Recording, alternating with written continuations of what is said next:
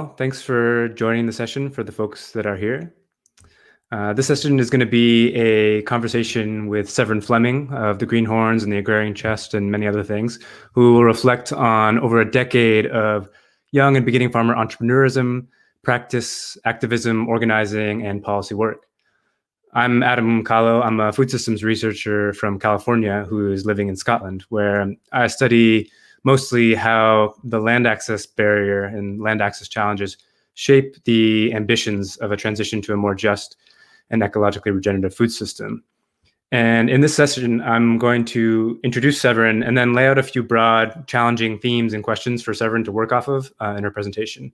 She plans to speak for about 25 minutes, thus leaving a good amount of time for engagement and questions. So please put your questions in the Q&A, and then we'll collate them as they come in. And if we don't get to enough of them, if there's a lot of demand to keep talking, we'll set up the Zoom room afterwards. So a bit of background for the keynote speaker. Severine Fleming is a farmer, activist, and organizer based in Maine. She runs Severine Farm, a certified organic wild blueberry, seaweed, and orchard operation which hosts summer camps, camping, and educational workshops. She is founder and board member of the Agrarian Trust and current director of the Greenhorns, a 13-year-old grassroots organization whose mission is to recruit, promote, and support the incoming generation of farmers in America. Greenhorns produces media and publications for and about the young farmers movement, from documentary films to almanacs, anthologies, mixtapes, posters, guidebooks, and digital maps. They are best known for the new Farmers Almanac, now in its 5th edition, and the raucous young farmer mixers they've thrown in 37 states. Severn is co-founder and board secretary of FarmHack, an online open source platform for appropriate and affordable farm tools and technologies, as well as founder of the National Young Farmers Coalition, which now boasts 23 state and regional coalitions. She serves on the board of the Schumacher Center for New Economics, Local Eastport Cooperative, and on the advisory board of the Savannah Institute. So in other words, Severn has been working at the intersection issues of rural renewal, the practice of organic farming, farm policy reform, and the design of a food system that, in her words, will allow for the survival and flourishing of human life. And I'm excited for her to share her perspective on why she engaged in this path of activism, what she's learned along the way, and most importantly, what's next for the so-called beginning farmer movement in the US, in what seems like a crucial moment of political and social upheaval with a clear mandate to act. And as a few days ago, there appears a chance, at least, whatever limited, to also win appeals for state action. So to set the stage for your talk, Severine, I'd like to challenge you with 2 simplified yet contrasting analyses about the state of the young or new entrant farmer movement in the US. The first is a story that goes like this. The average age of farmers in the US is now over 58 and rising. The US Department of Agriculture estimates that 370,000 farmers have departed from the farm sector between 1982 and 2012. And over the same period, the American Farmland Trust estimates a loss of 31 million farmland acres to development or other productive uses. In California alone, 1.4 million acres of farm and grazing land were lost between 1984 and 2014, a decrease of about 50,000 acres per year. Yet, much of the remaining farmland, as aging farmers look to fund their retirement through sale of their land, appears to be up for grabs. The most comprehensive national census of farmland ownership revealed that farmland owners expected to dispose of 10% of all farm properties within 5 years of being asked. While daunting, this is then an incredible opportunity for the next generation. In these emaciated rural sectors, young and beginning farmers, given the right skills, will seize the transitioning lands from retiring farmers and bring with them an alternative system that is ecologically minded, open to new innovations, and politically engaged. In fact, they must do this, as the transition to the more labor-intensive forms of agroecology or regenerative agriculture that's being promoted in this conference requires the enrollment of many more highly skilled land workers than currently exist. A beginning farmer in the US of training organizations, farm incubators, and mentorship programs is rising to meet this challenge, training this new generation in green entrepreneurship, and farm by farm, the US food system is being transformed. Success is evidenced by a 9% increase in farmers aged 25 to 44 in the last US Census period.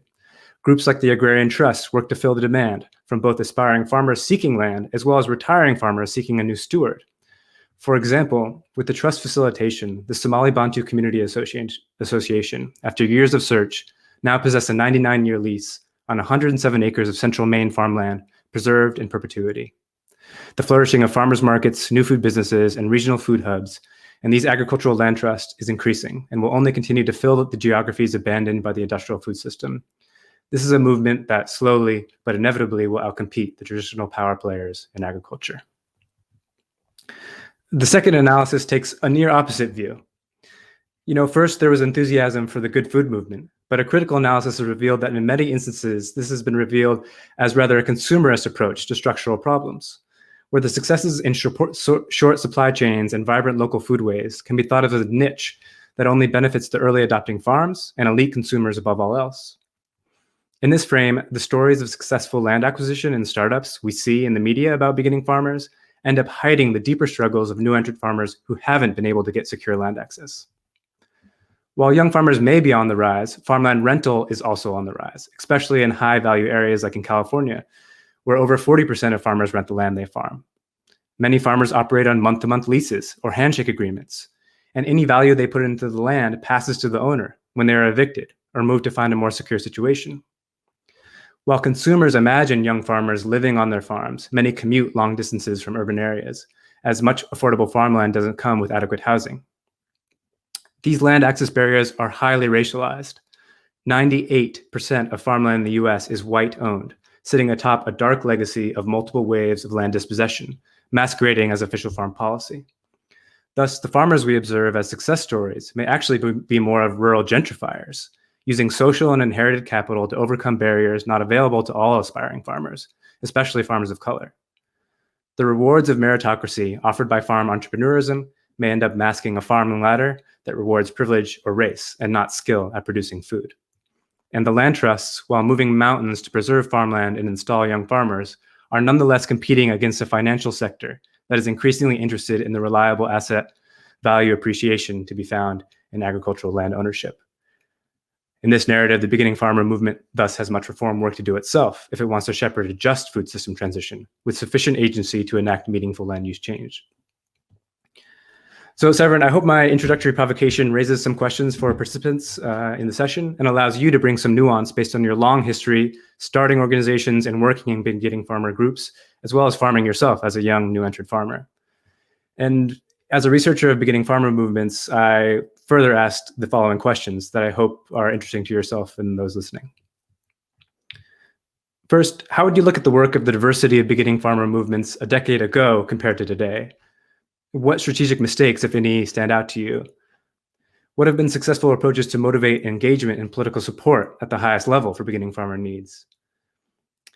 What is unique about how your current work with the Agrarian Commons approach as an approach to beginning farmer issues compared to other efforts you may have been a part of? And finally, what should actors in beginning farmer movements be doing now? What should they be doing going forward? What should they prioritize and what should they stop doing? And with that, I'm pleased to welcome Severn to talk. Hello, everyone. Thank you, Adam. Golly Moses, it is the conundrums. Sometimes after a lot of intellectualism, I feel like I need to enter into a metaphor of other animals that moves fluidly. Like I'm thinking about a fish. I'm thinking specifically, I was recently collecting the tips of the poplar relative to make balm of Gilead from a river that had been rewilded after the removal of a dam. And that was the Elwha River. And the river had been dammed for almost 100 years. And basically the salmon for almost 100 years were returning to come and lay their eggs. And they were butting up their heads against this dam. And when the dam was removed, obviously there was a pileup of silt and rubble and you know, it was very it was actually dynamite that was used to blow up the dam. And it made a big mess. But what do you know, I think it was something like 7 months after the breaching of the dam, those salmon who had been coming year after year returned and went upstream and were able to lay their eggs. And so I think that one of the things in this moment of feeling like a youth that's been colonized by the past and is being actively colonized is remembering that we are in that way similar to all the other animals of Earth, and that the power of the river is so much greater than the power that is captured by the dam. That the dam is capturing power, and human civilization has been built on that mechanical, electrical, technological capture, extraction of power. But we know from watching the clouds and watching the salmon and watching the migration of minerals and insects and the underground rivers flowing down to the sea that the power of the river is much greater than the power of the dam. And so I guess whenever we're thinking about how hard it is and how much degraded land and how unequal and how desperate and how climate consequence and how everything against us it all is,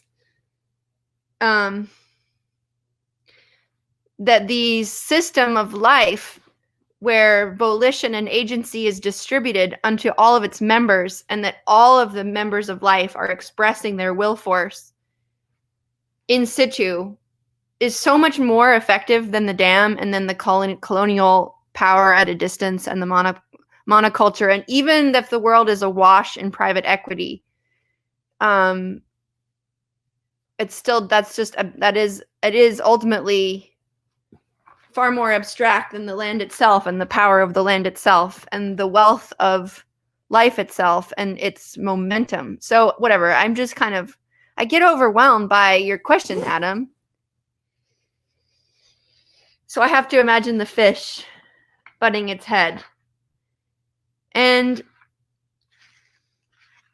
all of this work that we've been doing in the last 10 years, which has been highly documented, one of the things about our young farmers movement is because we were cute and strong and helpful and cheerful, and many of us white and many of us educationally privileged, we were able to communicate pretty effectively through mainstream media about our aims and our needs and our vision for the world. And we have documented ourselves very well in terms of how we created infrastructure to allow entry into this movement of new farmers. And so I would refer, if you aren't familiar with those methodologies, instead of wasting the time here on the methodologies that we have employed, I'll mention it briefly, but I really want to focus most of the talk on what are we going to do next, and how do more of us do it. And I can imagine a wall in front of us like the dam with many niches, and those niches give us traction. And as we saw, walls can be scaled. And as I've been traveling around this fall and looking at the land, I've just been basically looking at a lot of land.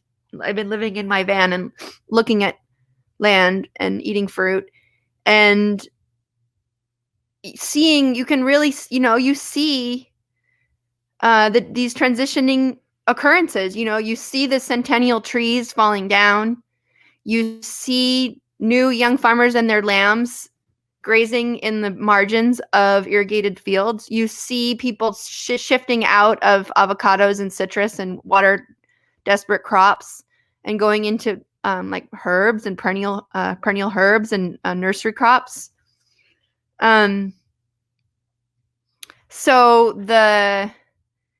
again, tuning into the land and what the land is doing, saying, wanting, going, as a way of grounding once again in where do we need to go from here, tuning into the political possibilities, tuning into what the philanthropies are saying, tuning into what the social needs are of the exiting farmers, tuning into the articulated needs, rights, wants, desires, cultural fury of the incoming teenagers, tuning into all of this kind of like quorum around the land and the care of the land and the land use, which of course defines so much for our continued human survival on this planet.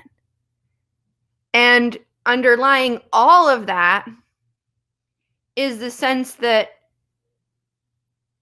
we have a right to be agents for our own survival. And that in the same way that Earth, like the will force and the wiggle down and the reacting in place of all these different plants and all of these different angels over all these different species over eons,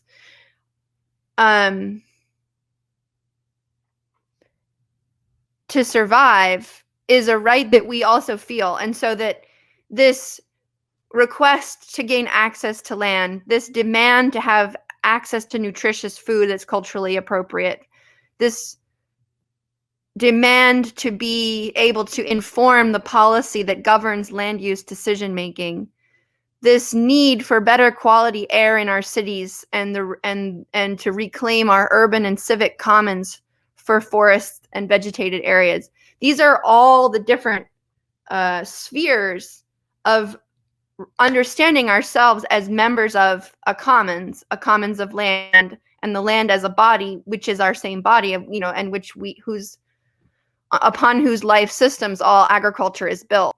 And so again, it all goes down into these policies and into this row and that row and this quadrant and that quadrant and this abstraction and this arbitrary slice of private property, and this old farmers, need financial needs in the end of their life, and this new farmer's debt, it gets down to that, those negotiations and those mathematical logistics. But the big picture is the same, which is we urgently need a massive transition of farmland from toxic, erosive monocultures towards integrated, biodiverse, ecologically managed, multi-enterprise, dynamic, revitalized farmscapes, landscapes, watersheds. And so how does the scale of our approach match the scale of the transition and the scale of the financial reality of that farmland? Again, in a world awash in private equity, it doesn't seem like a very big leap of the imagination to think that the 70-year-olds currently running their tractors across so many of the surfaces of our farmed world are just training the tractors to farm their land, and that the consolidation and financialization and extreme remote control over our agricultural landscapes will reside in the hands of ever fewer decision makers and owners of all. And that's exactly the sentiment that's shared by the amazing protesting white-haired and not white-haired farmers in India who are sleeping in the back of their tractor trolleys and defying the Modi government, who want to make them into sharecroppers on their own land. And I urge you, if you haven't yet tuned into the farmers' protests, which have not been in the United States, thanks to our many distractions, we have not had that in the news. And of course, this nonviolent, deeply ethical understanding of human rights is such an exemplar for the world, and such a rejection of the colonial logic. And we really would do well to all go spend some time in the reading and seeing the people who are doing that work right now.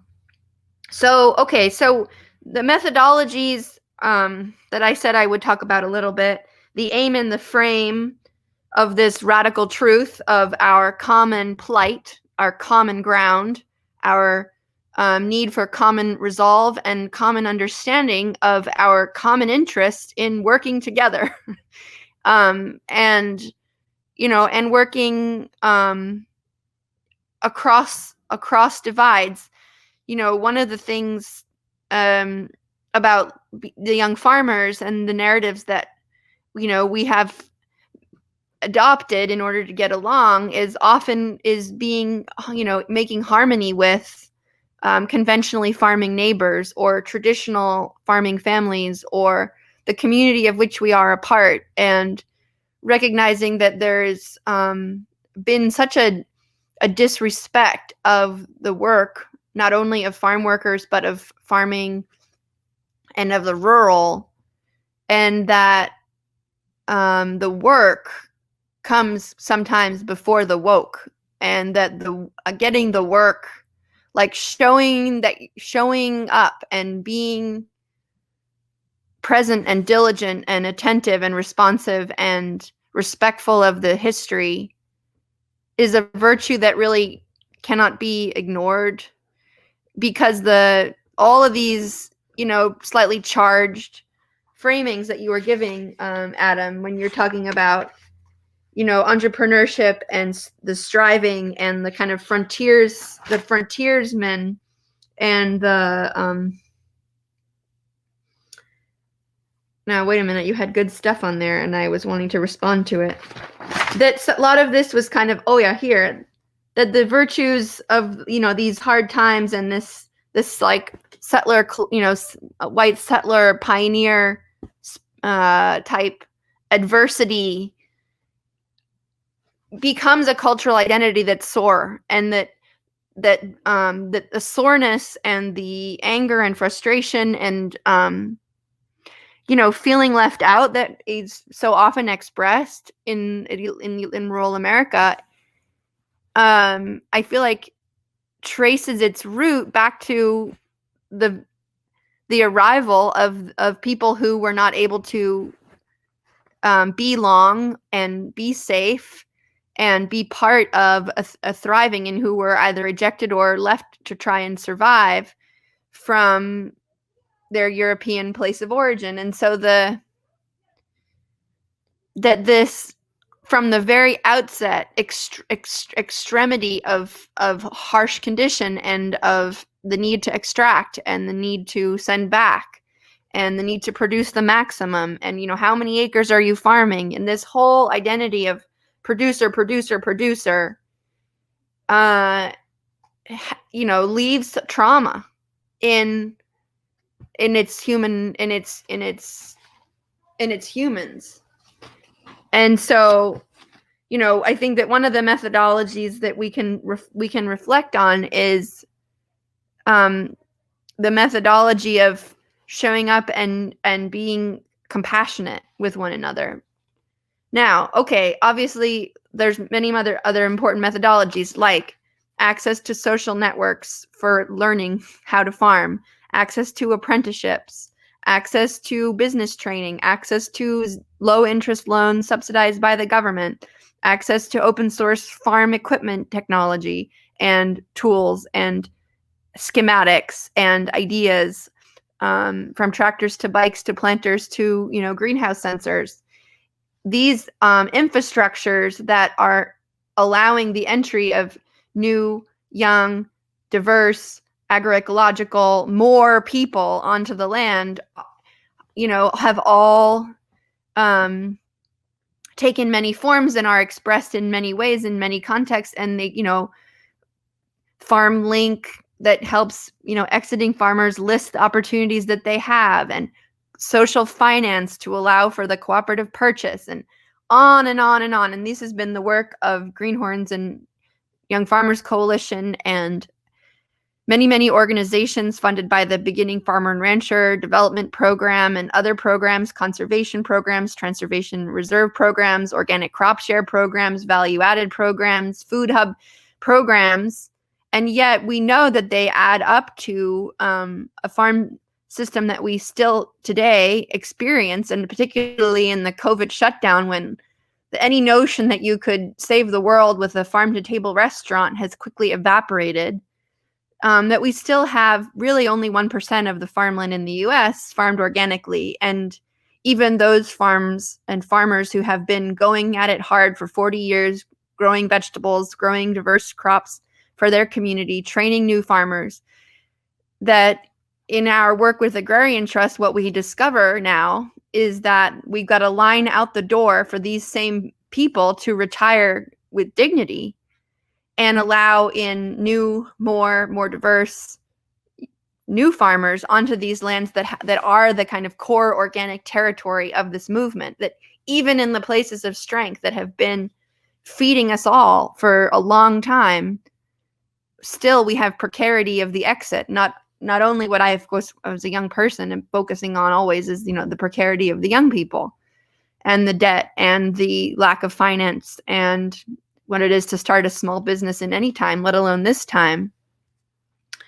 So Agrarian Trust is the newest entity, and I think let's use Agrarian Trust as a way to penetrate this big ask, because what we are, obviously it's amazing to be in cahoots with these communities of people who are all encircling a farm as a commons. I mean, obviously the Somali Bantu project was one of the most gratifying projects you could imagine, because there's 82 farmers, there's 1,700 donors supporting the purchase of this farmland that will now be a 99-year lease, affordable, durable, ecological lease.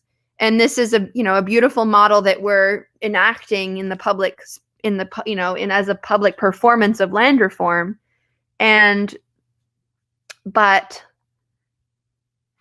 it's obviously not enough, right? It's obviously, I've just been writing a big kind of overture on this topic. The scale of the transition that we're looking at is far greater than the scale that community finance can reasonably achieve, and we need to involve the state.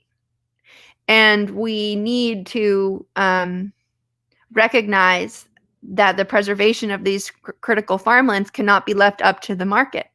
And particularly during COVID, and as I'm sure many of you know, the fleeing to the countryside by everybody who could afford it means that every shed that could be an Airbnb in a rural place is becoming an Airbnb. Anywhere that's got Wi-Fi is now available for rural workers. And so the displacement of the underpaid farmers, farm workers, land workers by those who are paid more, who are working in city stuff, is transforming, yet even further penetrating into our rural places, so that where it used to be 2 hours around the city, now it's 3, 4, 5 hours.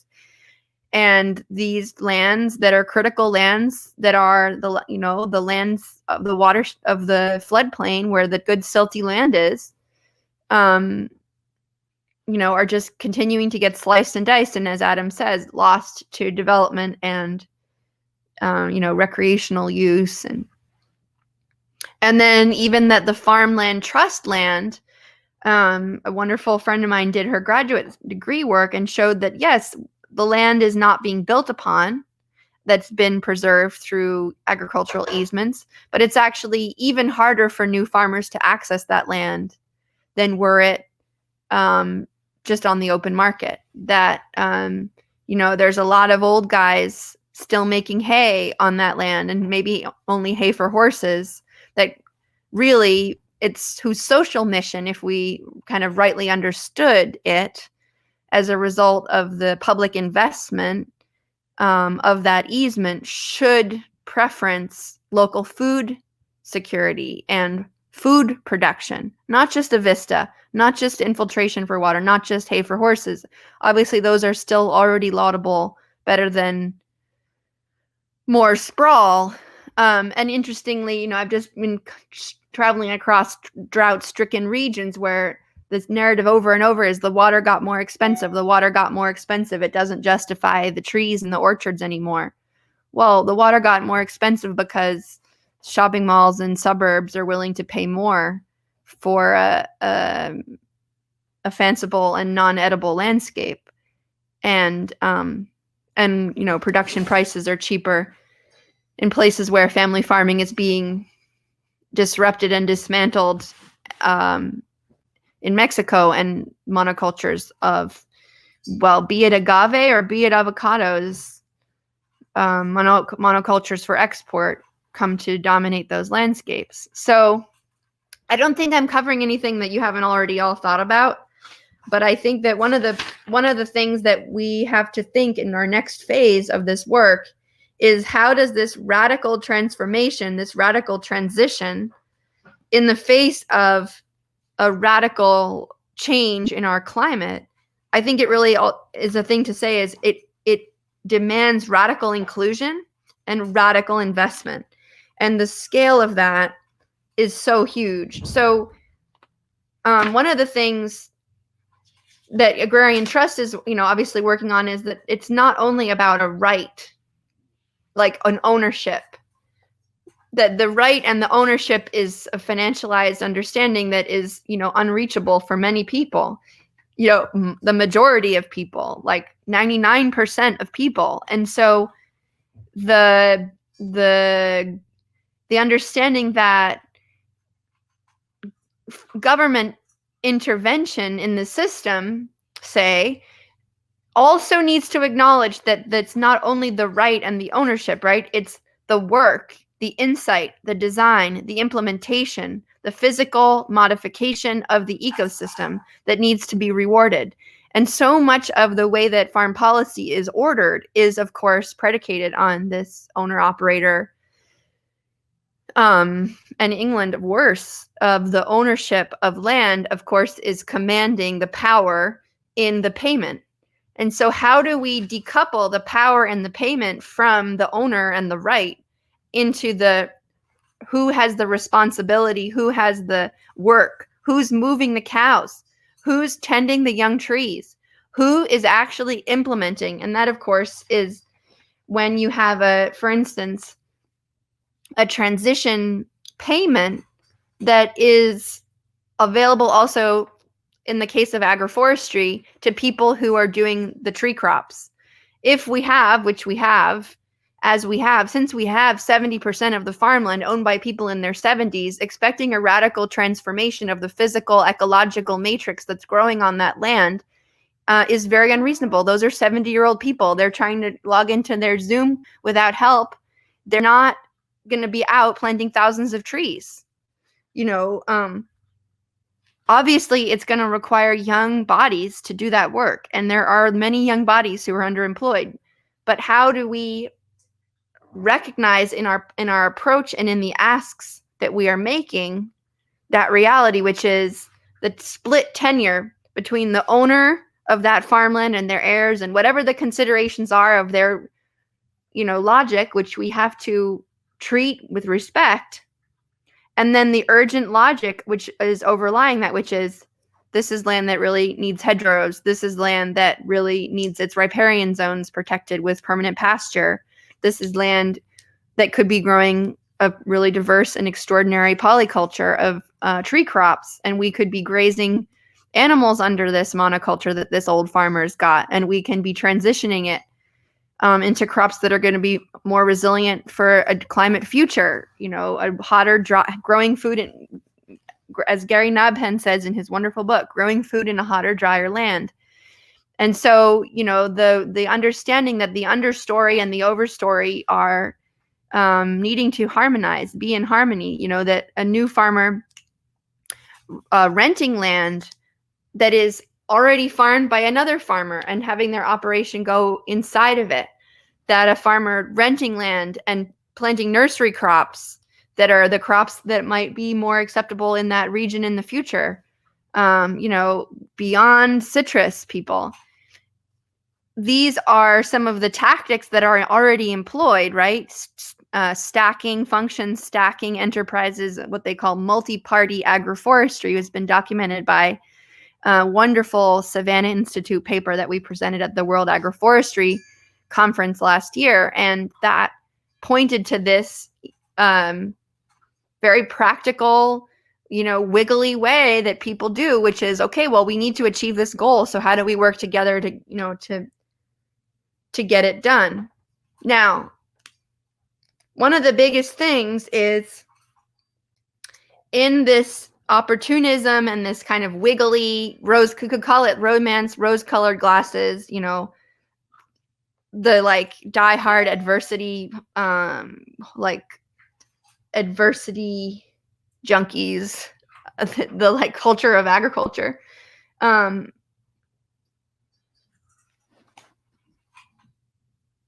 How does that get to be a bigger amount of people's problem? And, like Richard Heinberg says, that with the energy use and the energy production collapses, and even with green energy and everything, that really we need to have a much greater percentage of people involved in agriculture. And right now, one thing to say is there are a lot of people unemployed. And so how are we thinking about recruitment into this work, into this sphere of agriculture and land use?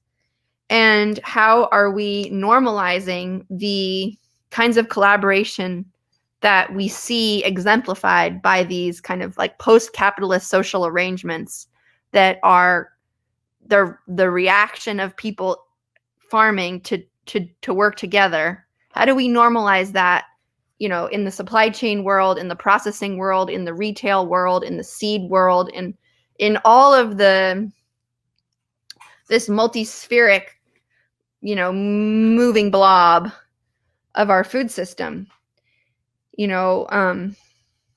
Bees and restoration, from co-housing to essential worker production. Wait a minute, I had a good point that I was leading towards. Oh yes. I don't know if it has to be called the Green New Deal, or if it should be called the Grand Land Plan, or the Big Land Transition, or whatever AOC wants to call it, fine. A massive public investment in the functioning of our living earth systems, of which majority is agriculture, is a critical prerequisite to our survival on this planet with some semblance of peace and sufficiency.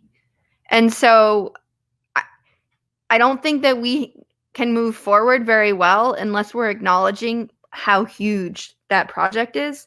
And I just took the bold step of laying out, and I was aided by the many writers in the new Farmers Almanac edition 5, which I hereby promote, the volume of 100 voices of new farmers, all of them identifying points on the landscape where intervention is possible and desirable for the benefit of all life. And so inspired by that, and then inspired by this new climate czar and this new democratically controlled Senate and this new democratic green-leaning president of the United States administration, I took the plan of action, and I won't go through it now because I have not enough minutes, for a radical scale reinvestment in young people, providing vocational training, providing debt relief, providing opportunity and social entry into restoration, into the green infrastructure of our country. So that means roadsides, urban forests. It means agricultural hedgerows to protect people who are being blown sideways, sand and poison in all of our rural production areas.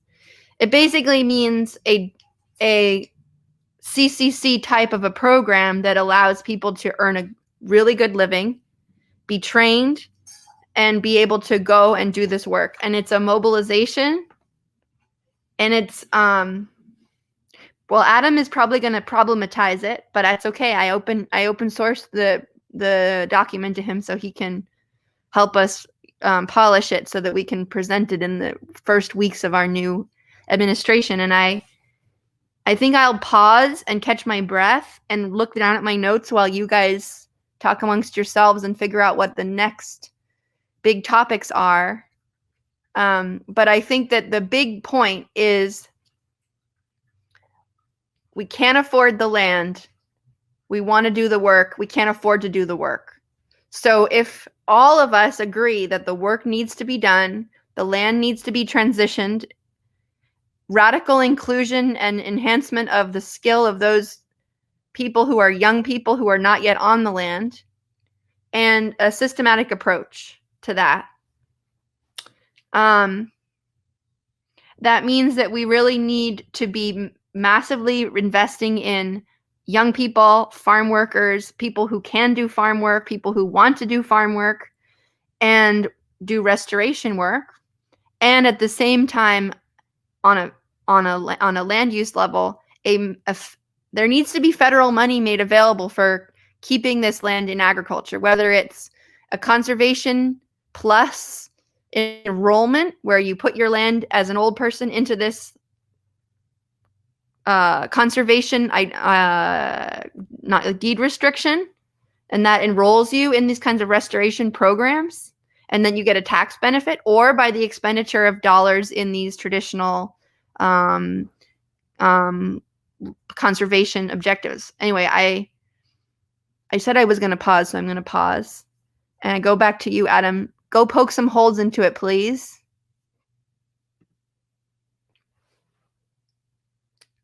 Was I just talking to myself?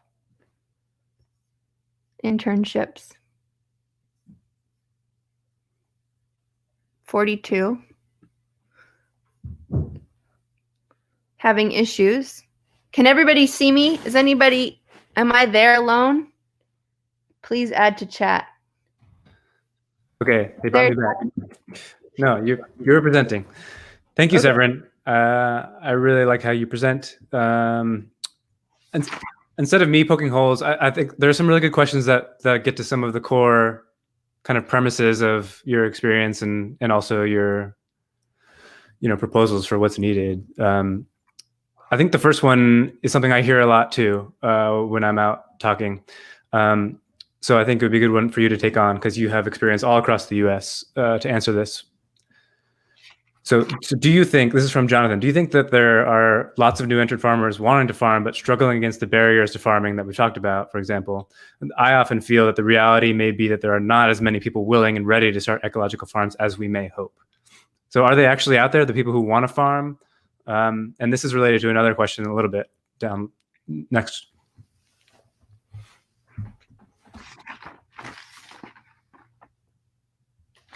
Well, I mean, I guess one of the questions I have is if there was a program that said, instead of going to live with 6 roommates in the city and working for Nokia or Verizon or Trader Joe's and trying to pay off your student loans for 4 or 5 years, if you were having the option of doing jobs training and a placed experience in restoration and climate resilience, and you got your student loan debts forgiven. I mean, you could argue, I think you could probably argue that there's an indenturement problem overall that's going on in the United States, and is attaching service to like the forgiveness of indenturement, fair enough? That's a good question too. But I just think if you offered it, if you made it in those terms, like if that was available, I think more people would take the option in the same way that people take the option to go into the military, to go into the Peace Corps, to go into AmeriCorps. It's like to go into Teach for America. You get healthcare, you get debt relief. There's a program. It's a path. It's established. It's understandable. It's coherent. It's integrated. Whereas this thing where you go from one apprenticeship to the next, with all your stuff in your mom's basement, learning skills, catch as can come and trying to make your way up this kind of phantom ladder towards farm ownership, yeah, I agree. It takes a certain kind of nut job, and thank God that they exist. But also, yeah, of course, one isn't surprised that it's not the most attractive for all people. Yeah, I like that. So, if there was a dignified infrastructure, then that would actually, you'd see that radical inclusion of, not just the nut jobs or those who have capital and mobility, but those who often see that. I think it's also important. There's a good book, The New American Farmer by Laura Ann Minkoff-Zern, who looks at farmers who come from farm labor backgrounds, who are seeing farming as a way, not necessarily to bring about new ecology. Some do, of course, but as a way, as a different job than being as a farm laborer, since they're building up skills that way. So it's important to kind of think about who we're talking about when we're talking about potential or aspiring farmers. Well, and yeah, I liked her book very much, and especially her point that the farm goal in many of the surveys that she did across many states of many new immigrant farmers, and many whom had been farm workers, was that they wanted to be living in a diverse, thriving homestead, and that they wanted it as a lifestyle, and they wanted it to be part of a longstanding traditional food way of their own defining. And that this, again, focus on the market. You can answer that in all these different ways. So I'd like to ask a similar question, which is from Mark Gale, who says, do you believe that people saying they want to farm, in quotes, are often dreamers and do not take the relevant steps to prove their commitment? There are potential opportunities to share farm, especially in the UK, as many of those getting the single payment, which is about £230 per hectare per year, will need to proactively manage that in the future. So I believe there are opportunities for partnerships in this area. I know, being in Scotland myself, that share farming is kind of very promoted as a pathway into agriculture. I wonder, it's not something that I've seen explicitly in the US. I don't know what you think about that question, Severn. Again, I think that the social entry into rural areas is really challenging for people, and that, discovering how to find affordable housing while being a new entrant as a tenant or as an apprentice, being able to know how to get the right information about that. All of those are, especially for a youth that's increasingly channelized into digital infrastructures, being able to navigate the reality of a rural housing market, housing market is not something to be underestimated. Then of course, yes, I mean, I think that is a point. Why aren't people caring and sharing enough? Or why are there people really like lining up to want to farm?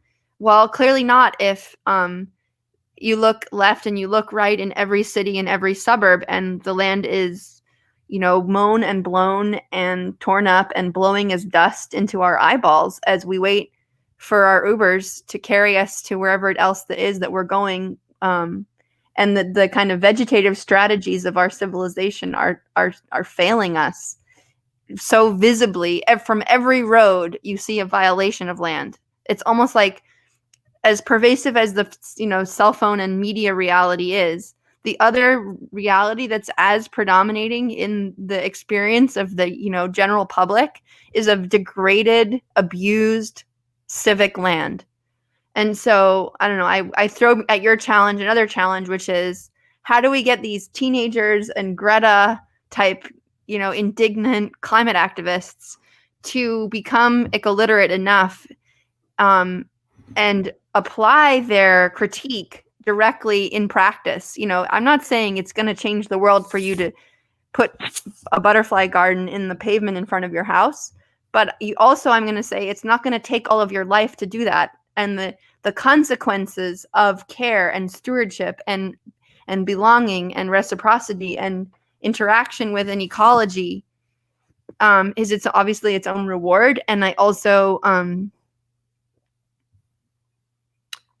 again, the work needs to go along with the woke people.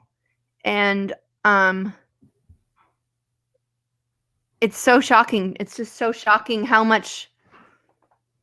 normalized the desiccation of our lands is, and this incredible study that you can make of people who've taken the work of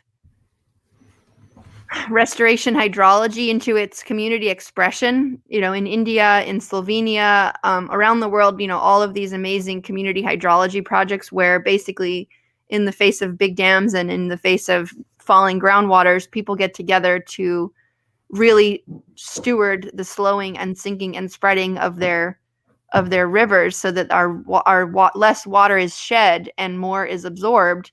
And you see that the participation in that ecosystem restoration revives other, like the filaments of social coordination and collaboration and information sharing and behaviors that I think are a prerequisite to the greater work. It's like there's the work, and then there's the work that gets you ready to do the work.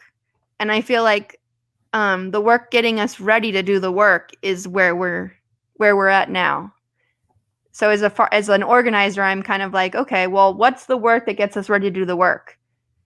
And it feels like the public imaginary around our civic lands, and like you could say, like the land you see. The land you see impacts your belief in and your confidence in life and earth life and a living earth. And if the land you see is always paved or eroded or blowing around or covered in trash, and that land use is also not, family farms, and it's not privately owned. And so, yeah, I don't know where I'm going with this, except that I think we need to go more places than just always thinking about it all as, the hardworking young farmer's job. Yeah, that's what I was going to summarize that long was there are really good structural reasons why it might appear that there are farmers unable to make that commitment, and I think that's a really good way of turning the question on its head. The thing I always struggle with share farming is the land ownership question. So you need to have even if you're in a really profitable business and you're able to share the profits, you don't own the land. And so the real value is underneath your feet. I think with livestock farming, you can actually pinch some of the, the genetics you've been helping to produce, but with everything else, it's stuck under the ground. So you can't take it with you as you move off onto your next area. There's one more kind of challenging or critical question. And then there's a bunch of kind of more forward-looking questions. Can't take it with you. Wait a minute. Okay, wait, I have something, but I'll write it down. Go ahead. It's up to you. No. I like your merging of the questions. It's very cool. Okay. This one is similar. We focus on internships, training, etc. But how can we prepare new entrants to build skills on profitable working operations, regardless of their production practices? From Lydia. I wonder if it's Lydia, my Lydia. Okay, so this thing, if you can't take it with you,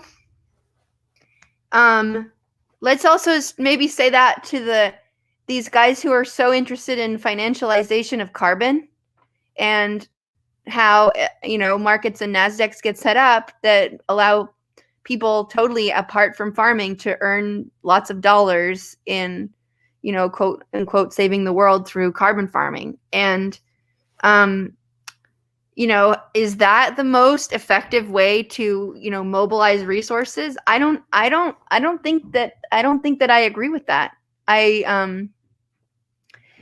In the same way as there's these super PACs being spent on millions and millions to get politicians in office.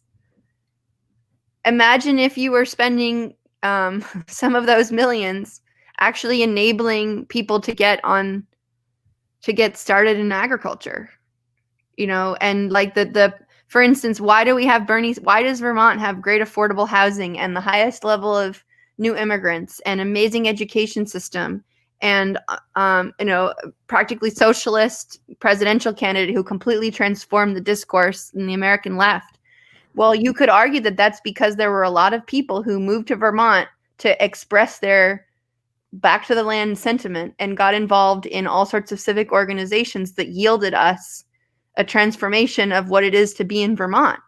And I think that the successional nature of what it is to invite more people on the land and have a greater number of people who are empowered and prospering and self-sufficient and self-directed, it doesn't only apply to Vermont. It applies to Malawi. It applies to Mexico. It applies everywhere. It applies to what the farmers in India are wanting, which is self-determination and safety and belonging and abundance.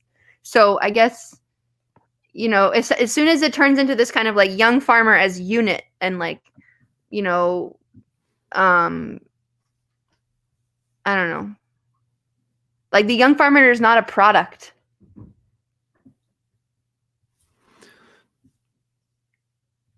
Great. Although often we try to sell it as a product, you know, in order to have it be understandable in this kind of marketplace of ideas, in the marketplace of philanthropy, in the marketplace of social sanction. And yet here we are, we're all-time winners in the marketplace of social sanction. It's like every rock star, every millionaire, every tech entrepreneur, every, you know, cultural, literary, movie star, you know, they're all eating organic. You know, people believe, the elites of this, you know, of our, you know, US world, probably even Donald Trump eats organic. And yet, who do we get as our incoming Secretary of Agriculture? We get the pro-corporate Tom Vilsack. I mean, wow. What a world. It's so shocking. Yeah, I often find a critique of new entrant farmers in, well, which ones have the best, you know, business models, right? As if that's the only criteria that is important. There's only a couple. Of course, it's not fair to say, well, you know, you young people aren't good enough at business. And it's like, I mean, of course not. If the systematic approach to agricultural policy of the past 100 years has been to undermine the value proposition for farmers, and the prices have gone lower and lower, and we don't have parity. I would like to highlight the amazing work of a group of organizers called From Disparity to Parity.org, which gives you a great back history of why the Farm Aid and Farmers Union and others have all joined for years and years saying farmers need to have parity with the rest of society. Agriculture is not served, and none of us are served by having agriculture as a second-class citizen. And so, you know, I think blaming, it's like a little bit like victim shaming. It's like, oh, you're not good enough at business because the business is not structured to value what is valuable. You know, then that's, I think that's obvious to most people, and all the kind of perverse incentives and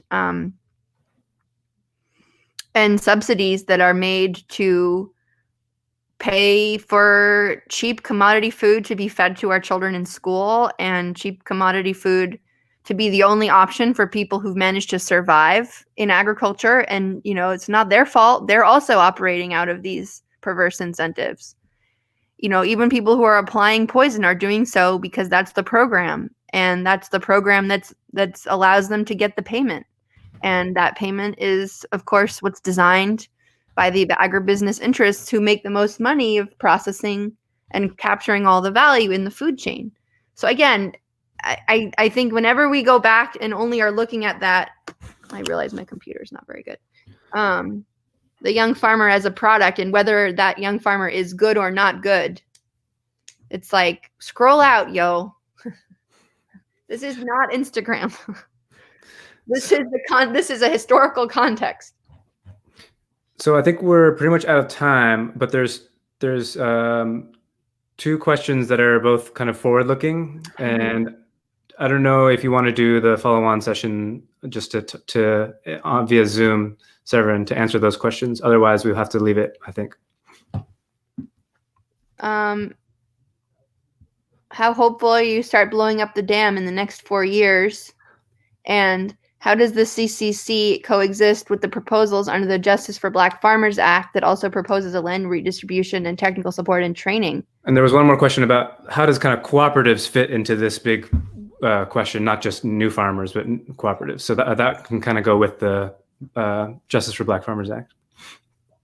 Well, yeah, it would make sense that there would be reparations and redistribution and a diversification of stewardship as a part of what comes next. And I feel like that's a strategy session I would love to have on Zoom.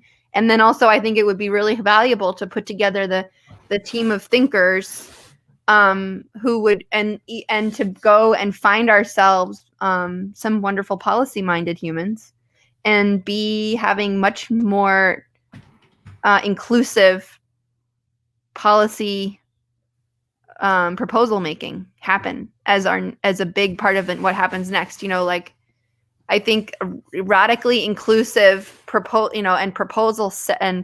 and agenda setting is what is called for, and I think that's the facilities that we need to make next. Those are the kinds of cultural and political facilities that we need to we the people who are facilitating, we need to be facilitating. So maybe we should do that in the next Zoom, and that way we could have a little talk. Great. Thank you, everyone, for coming so far. There should be a Zoom thing happening in the chat. A Zoom thing in the chat, and we click there.